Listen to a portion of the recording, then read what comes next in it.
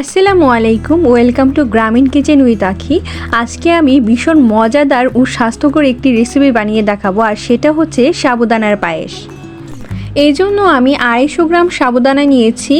পানি দিয়ে সাবুদানাটা আমি 10 থেকে 15 মিনিটের মতো ভিজিয়ে রাখবো। পায়েস রান্না করার জন্য এখানে আমি 1 লিটার গরুর দুধ নিয়েছি।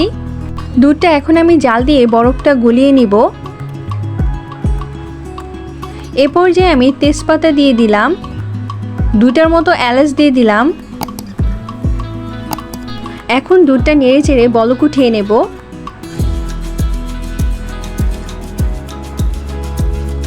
বলক উঠে গিয়েছে, এ পর্যায়ে পানি ঝরিয়ে রাখা সাবুদানাগুলো দিয়ে দিলাম।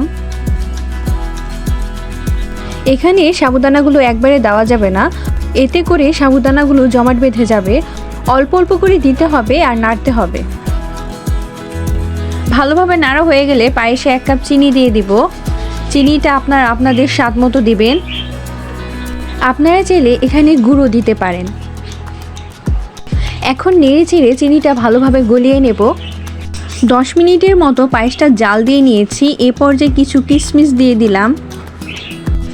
এ পর্যায়ে সাবুদানাগুলো সিদ্ধ হয়ে ফুলে উঠেছে, দেখতেই পাচ্ছেন। এখন অল্প একটু লবণ দিয়ে দিলাম, দিয়ে নেড়ে চেড়ে আরও কিছুক্ষণ রান্না করে নেব। আপনারাও যতটা ঘনত্ব পছন্দ করেন সেই অনুযায়ী রান্না করে নেবেন। আমার পায়েস রান্না করা হয়ে গিয়েছে। এখন এটা আমি নামিয়ে আপনাদের পরিবেশন করে দেখাবো। দেখতেই পাচ্ছেন পায়েসটা কতটা সুন্দর হয়েছে। আপনারা অবশ্যই বাসায় একবার হলেও এভাবে পায়েস রান্না করে দেখতে পারেন, আশা করি ভালো লাগবে। সাবুদানার পায়েস ছোট থেকে বড় সকলেই অনেক বেশি পছন্দ করে। আর আমার রেসিপিগুলো ভালো লাগলে আমার চ্যানেলটা সাবস্ক্রাইব করবেন। এখন আমি পায়েসের উপরে কিছু কিশমিশ দিয়ে দিব, এতে করে খেতে ভালো লাগবে।